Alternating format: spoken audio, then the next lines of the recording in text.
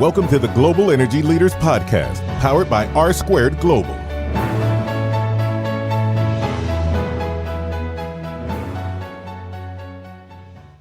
Welcome to another edition of the Global Energy Leaders Podcast. As always, I'm your host, Ryan Ray, and today we are on episode 60. Goodness gracious, time has flown by, but here we are, episode 60, and we're going to talk about an important topic today. We're bringing on Marit Berchner with the Mercator Fellowship Group, and she's going to talk about what's going on down there and how they're trying to power Tanzania. And we've said it before, I'm going to say it again, getting power to people, it needs to be a discussion that we have to have. How do we do it? And I know that there's strong opinions on coal and gas and oil and renewables. I know there's a lot of strong opinions there, and I think that's part of the show is we want to talk about those things. But we have to remember that people need power too, and so she's doing it through solar. You'll hear all about it. It's a very fascinating program. She's getting ready to wrap it up, and I think she's going to come on hopefully again here in a couple months to kind of talk about what it's like after you've been somewhere for so long that has so little access to power, and then you come back to where power is everywhere. And so there's an interesting dynamic there as well. So without further ado, here's my conversation with Marit Berchner. Well, Marit, thanks for joining us, especially all the way from Tanzania. It's good to have you on today. Thanks for having me. Okay, just for the audience's benefit, we're recording this on June 26th, and kind of give us a balance because, the climate this time of year in Africa is a little bit different, in some parts at least, than it is in the States. What is the climate down there? What's the weather like in Tanzania today?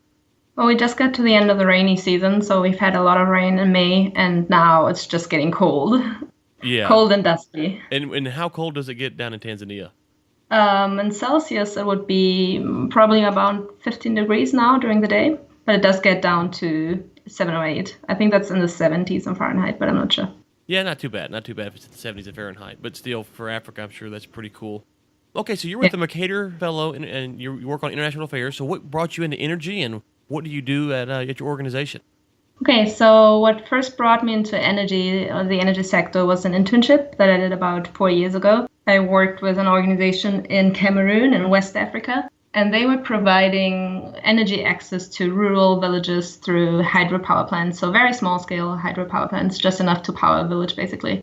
And I hadn't really worked on energy before that, but I just came there because I wanted to learn more about like green economy and the whole CDM, the climate development mechanism. And so that was my first time really getting in touch with the energy sector. And I was just fascinated by what an impact it has on people's lives if they have energy or not, and just how it changes your whole daily routine depending on do you have light or not, and do you have sustainable and consistent access to light. So I kind of got stuck after that and just wanted to learn more and started then studying the same as well. So I studied environmental policy and planning, focusing on energy policies and international energy policies. And so after my master's, I started as a Mercator Fellow, which means that for a year I get to work with different organizations that, I'm free to choose where I want to go and what I want to work on. And that's how I got to Tanzania.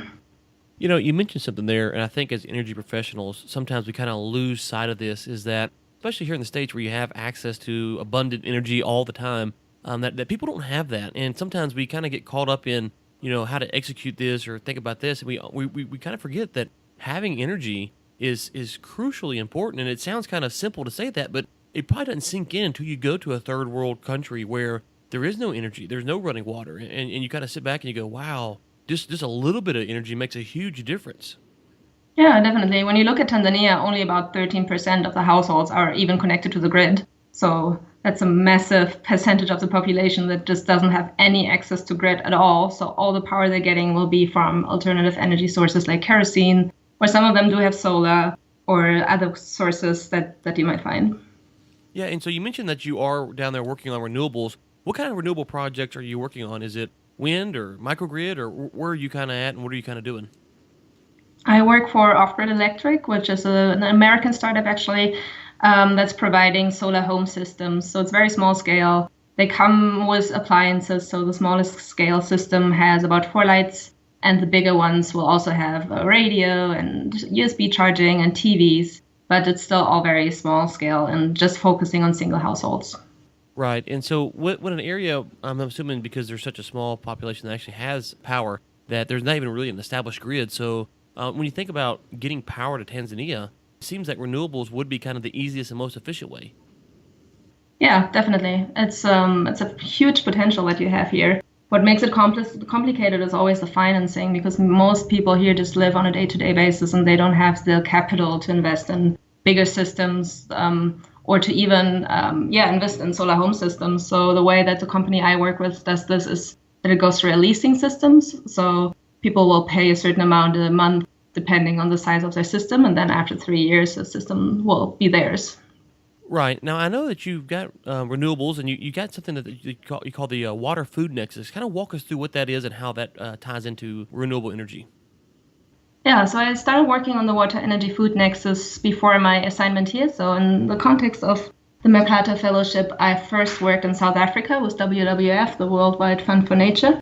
And what I did there was just looking at how do the individual sectors interconnect. Because when you look at the energy sector, we sometimes tend to just get into this silo way of thinking where it's just energy. But when you look at reality, energy is not just energy, but lots of energy sources need water. For example, coal power plants are very water intensive and nuclear is very water intensive. So everything that needs cooling will need water. And so we need to think about when we do energy planning and how do we want to develop the energy provision for a country, how does the water sector play into that? So that's one thing.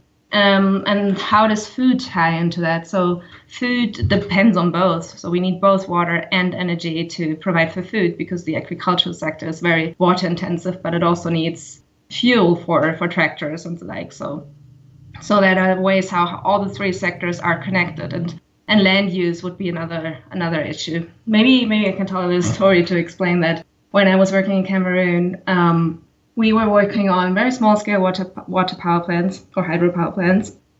But what I saw there in some of the villages we went to was that the water that was taken by the hydropower plant had before been used by some of the farmers to irrigate their fields. So they were getting upset because they couldn't use the water in the same way they had before. And it was something that just hadn't been considered when the water power plant was planned. So just to have an awareness of how do these sectors actually interact and how do they play together is actually really important. Okay, so a minute ago you mentioned that you just got through with the rainy season. So what is the water situation in Tanzania? Is there a lot of rivers and lakes that you have flowing and store water that you can store, or is it more of a dry land? It depends very much on where exactly you go in the country. So where I'm based now, I'm very close to Mount Kilimanjaro actually. And there's a lot of water here, but there are some drier regions as well. And when you go further south, like South Africa, Southern Africa, then you get a lot more drier regions. And those are particularly affected by climate change as well. So they will get drier as time progresses and climate change progresses. Okay, so you mentioned you're tying in water with food and energy. So does this encourage you to build retention ponds to store water? Or how do you make sure that you, especially in an area that's dry, that you get water and you can store it somehow?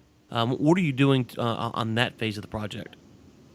Well, in that phase of the project, I would mainly focus on how can we plan energy access and the energy provision or power plants in a way that will make it possible for us to provide electricity without just using too much of the water resources. So I would plan for especially big power plants, not in particularly dry regions, for example. Right. No, it seems like it's when you look at these problems, like I was talking about earlier, especially where you have somewhere where you have only a small portion of the population's on the grid, and you're trying to figure out, okay, how do you get the rest of the population to have power? Maybe not on the grid as we would think about it in the U.S., but how do you get them to have power? And then, if you brought up, there's a lot of problems. You have food, and you have water, and you have energy, and you have all these things that are connected. And then you have areas that are dry and that are more wet. And it seems like it's a very vast problem that you have to solve. So, when you're thinking about this, are you using some kind of advanced modeling to kind of work out your system, or are you just trying to to scale it down into bite-sized chunks and saying, let me just try to solve this here, and then we'll worry about the rest later? Yeah, I think at the moment I'm pretty much working on more the bite-sized approach, especially with the system size that I'm working with at the moment. These problems of water and food are not as relevant. So the solar home systems really are a win-win situation, I think, in that point, because they will not affect these resources, and at the same time, they will increase access to electricity and also help out with other things. Like most people here, for example, for light, they will use kerosene and kerosene lamps. So those have a lot of adverse effects on health, and having a solar system will increase the health benefits as well. So that's pretty much working on the smaller scale for now. Right. Now, you mentioned the solar home system a couple times now. Kind of walk us through that. When we think of that, what exactly does it entail? You kind of alluded earlier, it has some, appliances that it runs. How much actual power does a home get from one of these solar home systems? So the panel size we have are pretty small. They were approximately up to 100 watts each. So they're very small, but they come with a battery that will store energy so that people who buy the system will have light available throughout the night as well. And then they just power the appliances that come with the system. And that might sound like not a lot, but it's probably life-changing for the people there just to have access to those kind of appliances and have power for them. Oh yeah, definitely. I mean, when you go to the field and actually talk to customers, it's really interesting to hear their stories.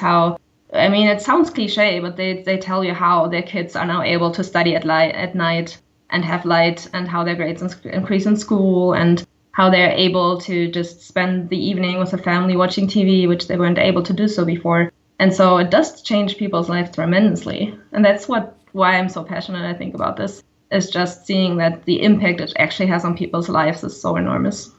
No, and it is. It really is. So one final kind of question for you. What has been the response of the government to this project? Are they kind of supportive? Are they kind of hands-off? Or where do they fit in with what you're trying to do down there? They are supportive. There are certain programs that are supporting the kind of work that the company's doing. I wouldn't say not too bad. Right. Well, it's always interesting when you go to countries where the state owns the current electrical company, and you're like, okay, well, this is kind of almost a conflict of interest for them. So we've talked on the show before about how will they integrate some of these decentralized grids into the main grid as we go along. And so it's a fascinating discussion, but regardless, you guys are doing great work down there. It's so awesome to hear. And anytime we can get folks power, that's just encouraging for me. So thank you for what you're doing. If people want to find out more about you or what you're doing, how could they do that? Just websites. So I would, if you want to learn more about what I'm doing, it's always good to just check out on LinkedIn. I'm very active there. And the Mercator Fellowship also has a website, which I can provide the link for. And then Off-Grid also has a website. So just Google Off-Grid Electric, and then you'll find out more about our work in Tanzania. And there's also some activities in Rwanda and Ivory Coast. Okay. Well, when do you finish up in Tanzania? I only have a few more weeks left, actually. Okay. Well, good. After you get back and settled in and kind of have some time to reflect on your thoughts, we'd love to hear you back to come back on and just kind of tell us, now that you've been back to Germany or wherever you're going back to, you can say, okay, now that I'm out of it, this is kind of my thoughts, and get a nice recap. Also, for the listeners, we'll link to all those websites where you can find her, the Mercator Fellowship as well, in the show notes, and so be sure to check that out. Marit, thank you so much for coming on. Y'all are doing great work, and we just love to hear about this stuff, and hopefully we can get more people power sooner. Thanks. Thanks for having me. Thanks again to Marit for coming on. Really enjoyed the conversation, and thank you for what you're doing. It's just really good to hear people, boots on the ground, getting power to people, as that is an extremely important thing to do. Hey, if you haven't left us a review in iTunes, we would really appreciate it. Also, if you listen to the show regularly, if you could subscribe in iTunes, that would be a big help. It helps us get our reach out there. And so we have heard from several people, some guests and some listeners and some folks, they all say, hey, we appreciate what you're doing, and we want more people to hear about it. We are trying to bring you just a well-rounded thought process on the from energy professionals. So we're not trying to say we're fair and balanced or this is the gold standard. We're saying we're bringing on folks from a different background and let them tell their side of the story. And we want to hear from more energy professionals. And the best way to do that is for you to subscribe and leave us a rating in iTunes. So we'd really appreciate that. The Global Energy Leaders Podcast is produced by Michael Sims and Chris Prine. Chris Prine also serves as editor for the Global Energy Leaders Podcast. Until next time, keep climbing. Thanks for listening to the Global Energy Leaders Podcast, powered by R² Global.